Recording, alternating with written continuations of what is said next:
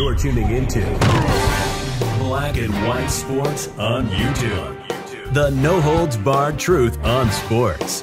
The main event starts now. I'm back. Rodriguez for our Black and White Sports 2. Well, if you guys have been subscribed for a very long time to this channel, Black and White Sports 2, you guys know we covered the XFL on this channel. Well, the XFL has unveiled its new names, its new logos. Some of them are kind of the same logos and names as the previous iteration. Of course, Dwayne "The Rock" Johnson owns the league along with Danny Garcia, his ex-wife. They bought the league, really the rights to the league.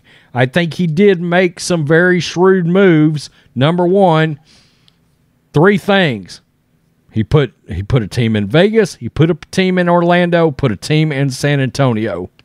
Orlando and San Antonio, for sure, they are going to draw real attendance there. Both franchises, there was AAF teams in Orlando and San Antonio, okay? And both drew very well for the Alliance of American Football. And in San Antonio, I mean, it was packed houses. And so, nothing can happen without the Washington Commanders, it seems like, and Dan Snyder being destroyed and trolled. And that happened today because, well, the XFL, they have a better logo in D.C. and a better name. Okay? Plain and simple. A better name and a better logo. And Commander fans, yeah, they let the Commanders know about it. This is Bro Bible, and we got the logos and what the fans were saying. Let's just look at the logos right quick. The Arlington Renegades now, not the Dallas Renegades, the Arlington Renegades. DC Defenders are back, and that looks really freaking cool. It really does. That's a great damn logo. Houston Roughnecks are back. Their attendance was very good. Down there, Orlando Guardians. So no longer the New York Guardians. I think that's a shrewd move. Orlando will absolutely draw. St. Louis Battlehawks are back. They drew very well on attendance. San Antonio Brahmas, that's right. Taking a page from The Rock, the WWE. The Brahma Bull is right there. That's a really cool-ass logo. Seattle drew pretty well in the XFL. DC drew well. So what The Rock has done here is, I've got to just come out and say it, he's taken some cues from the Alliance of American Football, noticed where that league drew well on attendance, very well, and he took cues from the teams that drew well over in the XFL 2.0, and he has put franchises or kept franchises in those cities. So, man, I've got to tell you, you're going to have real attendance in these cities, okay? I'm talking, there's going to be 20 to 25,000 fans every week at these games, and it's going to be a much better look on TV. I suspect that they know this because the league has reached a multi-year agreement with Disney and ESPN, who will carry the league's broadcast rights from 23 through 2027. Each season's 43 games will air across ABC, ESPN, and FX. So they've got a television deal, they've got new logos, and I kind of think the XFL might be around this time. Some very smart moves by The Rock. I'm just going to keep it real. Not a huge fan of The Rock on a personal level, but this looks pretty smart, actually. Most people are familiar with saying a third time's a charm. While not as common, you may be aware of the age-old adage suggests death comes in threes.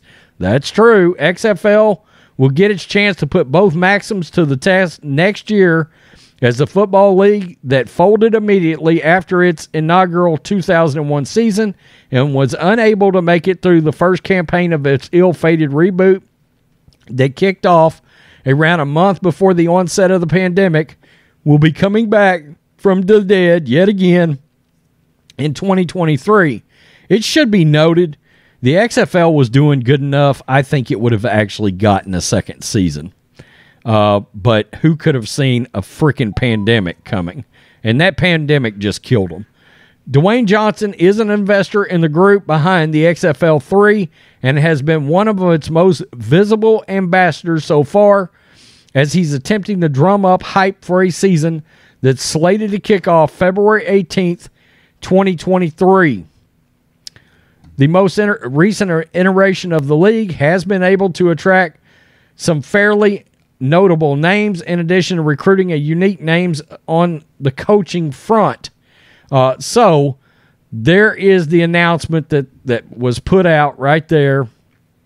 Now, on to the Washington Commanders. The franchise, now known as the Washington Commanders, wasn't exactly in the best shape when XFL 2.0 kicked off, but Dan Snyder and company have somehow managed to find themselves in comparably scalding water since then, based on the heat the team is currently subjected to following a string of scandals.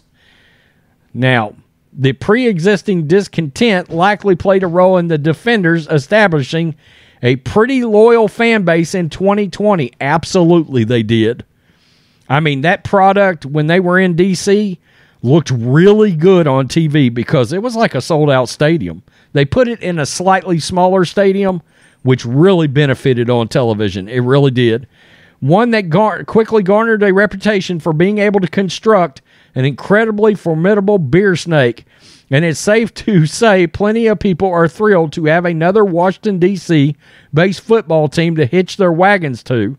That includes fans who mocked the Commanders getting outplayed by an XFL team when it came to dreaming up a team name. The DC Defenders is better than the Commanders.